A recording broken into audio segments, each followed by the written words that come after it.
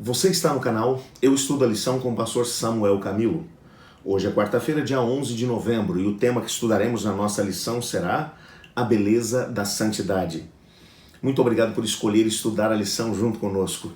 Todos os dias nós preparamos um conteúdo que colocamos aqui no canal à sua disposição para lhe ajudar a compreender um pouco daquilo que é o conteúdo da nossa lição da Escola Sabatina. Esse material fantástico que nos ajuda dia após dia a crescer no conhecimento de Deus e ao mesmo tempo entender, como nessa semana estamos fazendo, como adorar melhor a Deus. É claro que apesar do trabalho que isso exige de nós fazemos isso com muita alegria. Até porque a gente tem recebido muitas mensagens de vocês dizendo que o estudo, os vídeos, têm ajudado dentro do contexto da sua adoração individual. Então isso faz com que tudo valha a pena. Quero apenas te pedir que você nos ajude a podermos continuar fazendo isso e crescer dentro do conhecimento da Palavra de Deus através de algumas atitudes suas. Se inscreva no canal, compartilhe o vídeo nas suas redes sociais para que mais pessoas sejam alcançadas através do estudo da Palavra de Deus, através daquilo que tem sido o trabalho do canal. E ao mesmo tempo, ative o sininho para que a cada dia, quando a gente postar um vídeo novo aqui, e todo dia tem vídeo novo, você seja notificado.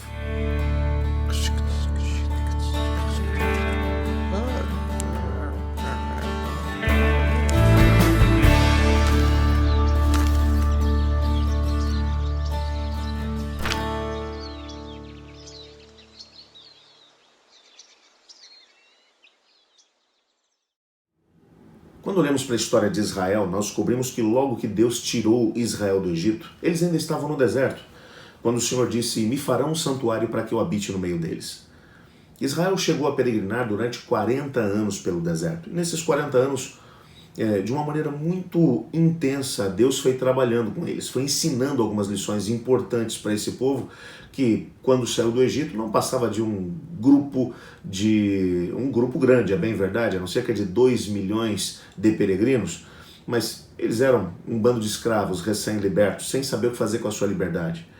É tanto que Deus, logo depois que eles entram para o deserto, eles vão até a Península do Sinai, onde ficam acampados durante algo em torno de 2 anos, onde Deus vai estabelecê-los enquanto nação. Vai dar a eles as suas leis, vai dar a eles leis civis, vai dar a eles leis religiosas, leis de adoração, e vai dizer a Moisés que o povo deveria fazer um santuário porque Deus queria morar no meio deles, queria estar junto com eles.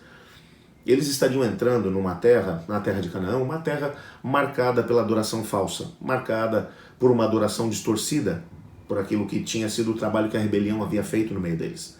E Deus não queria que isso fizesse com que eles vivessem também uma adoração distorcida. Haviam sacrifícios humanos que aconteciam entre os cananeus, por isso Deus acabou dizendo que sentia nojo daquilo que eles ofereciam aos deuses como adoração. Uma das razões pelas quais os cananeus acabaram sendo destruídos enquanto diversas nações foi exatamente por causa do tipo de adoração que eles prestavam. Ela acabou tomando um caminho tão fora daquilo que era o caminho que Deus havia proporcionado ao povo, ou que Deus havia criado o ser humano para poder oferecer, que agora a sua adoração era degradante. Era uma adoração que se assemelhava, fazia com que as pessoas se assemelhassem ao rebelde na sua própria origem. Bom, o Senhor Deus agora, ao criar o santuário, ele vai criar não apenas um local de adoração. Até porque, quando nós vamos tentar entender o que era o santuário não era um lugar, por exemplo, onde você encontrava o ensino da palavra. O ensino da palavra era oferecido em outras circunstâncias. O ensino da palavra era principalmente alguma coisa que acontecia em casa. O santuário era um lugar de sacrifício e oração. Às 9 da manhã e às 3 da tarde era oferecido um sacrifício a Deus. E ao mesmo tempo, enquanto esse sacrifício acontecia, as pessoas que iam até o templo ou que estavam espalhados por qualquer canto, eles paravam nessa hora, olhavam na direção do santuário e eles oravam a Deus. Havia uma noção de a adoração estava intimamente ligada à questão do perdão. Você adora quando se sente perdoado. Havia a ideia substitutiva também, dentro do contexto dessa mesma adoração, centralizada no santuário. um animal estava morrendo lá que representava o Cordeiro de Deus que tira o pecado do mundo, o Messias que viria para poder morrer em nosso lugar.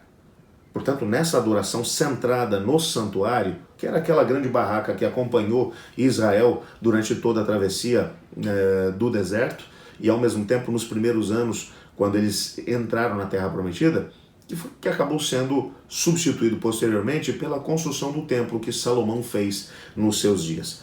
Uma verdadeira obra-prima, algo que era realmente fantástico. Tudo reluzia no templo de Salomão. Salomão, ele chegou ao cúmulo de não usar argamassa para poder ligar os grandes blocos de pedra que formavam as paredes do templo. Ele usou ouro para poder colar uma pedra na outra. Era algo tremendo, algo que para nossa realidade hoje em dia é inimaginável. Não é à toa que o Templo de Salomão é conhecido como uma das 7 maravilhas do mundo antigo, algo realmente tremendo.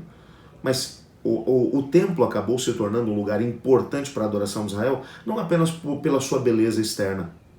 Até porque nós percebemos que Deus poderia ser adorado em qualquer lugar, desde que fosse adorado da forma certa. E Jesus vai dizer isso. Nós vimos a lição de ontem para a mulher samaritana, ao mencionar que o Senhor está procurando adoradores. Deus está procurando adoradores. Não porque Deus tenha necessidade de ser adorado. É que Deus nos criou de uma maneira em que nós só nos sentiremos completos se estivermos adorando a Deus.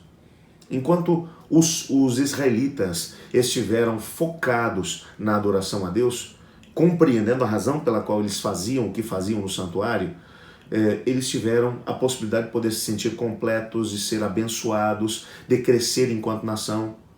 Quando o processo de adoração acabou perdendo o seu significado, e nos dias de Jesus aqui na Terra, nos dias em que Jesus veio, as pessoas já não entendiam muito bem mais aquilo que era a razão pela qual o Senhor havia dado o santuário, havia dado o templo, as leis de Deus, aquilo que Deus havia mencionado. O formato da adoração havia se tornado um fim em si mesmo. O templo, por si só, havia se tornado um fim em si mesmo. As pessoas olhavam para o templo e entendiam o seguinte: o templo é a morada de Deus. Se Deus está morando com a gente está tranquilo.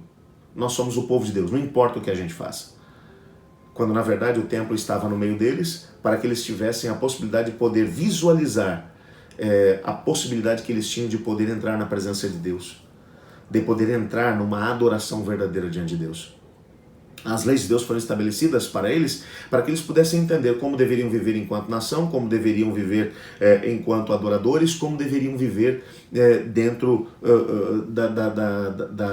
do projeto de saúde que Deus tinha para eles também. E eles acabaram tornando esses elementos como um fim em si mesmos. E isso fez com que Jesus viesse para poder dar um novo sentido. Não é que era um novo sentido. Jesus veio para poder trazer de volta para os trilhos o trem da adoração da vida deles, que estava, por assim dizer, descarrilhado. Jesus veio para poder mencionar que aquele templo que havia se tornado um fim em si mesmo não ficaria pedra sobre pedra, que tudo seria derribado. Porque o prédio, ele só era importante porque dentro dele estava Deus, e porque aquele era o lugar onde Deus se encontrava com o seu povo. Quando eles perderam essa noção, o Senhor Jesus disse: não há mais razão para poder ter um templo. Quando o objetivo da adoração, ele não está sendo alcançado. Portanto, o grande propósito de Deus, e há um texto que vai aparecer no nosso guia de estudos hoje, que é a 1 Crônicas 16, versos 1 a 36, onde nós temos a possibilidade de poder entender que o grande propósito de Deus era levar o seu povo à santidade. O que é a santidade? É a separação. A santidade, ou fazer de uma pessoa um santo, é separar uma pessoa com um propósito. E quando Deus separou Israel para a adoração, o que ele estava dizendo é o seguinte: vocês foram criados para isso. Vocês foram criados com o propósito de adorar. E é só assim que vocês vão conseguir encontrar a felicidade e a razão da sua existência. E eu queria te dizer que nós não somos diferentes dos israelitas de 2000 anos atrás. Nós somos exatamente iguais. E os mesmos problemas que eles acabaram vivendo, às vezes nós vivemos também. Nós transformamos o nosso templo físico num fim em si mesmo. As músicas, o programa que a gente oferece na igreja, às vezes acaba se tornando um fim em si mesmo. quando na verdade tudo o que fazemos no contexto da igreja hoje, as músicas, as orações, as pregações, as programações, tudo isso visa facilitar o espírito com o qual nós vamos entrar na presença de Deus, para podermos adorá-lo em espírito e em verdade. Nós temos que tomar cuidado para não transformar a nossa religiosidade num fim em si mesmo, porque senão o Senhor Jesus vai acabar olhando para a gente e dizendo, como ele disse para os israelitas, não vai ficar aqui pedra sobre pedra, porque o templo perdeu a sua razão de ser. Isso é muito sério. E nós devemos parar para poder pensar no tipo de adoradores que nós temos sido diante do Senhor. Vamos pedir a Ele que nos ajude a podermos adorá-lo do jeito certo? Aprender com as lições dos nossos irmãos israelitas do passado? Senhor Deus, muito obrigado por Tua palavra. Obrigado porque nela descobrimos que fomos criados para ser adoradores. Ajuda-nos a aprender com a experiência de Israel, que transformou o templo num fim em si mesmo. E por isso acabaram perdendo a possibilidade de tê-lo. Ajuda-nos a podermos aprender com essas lições e Te adorar em espírito e em verdade. Pois é em nome de Jesus que oramos. Amém. Eu estudo a lição. E você?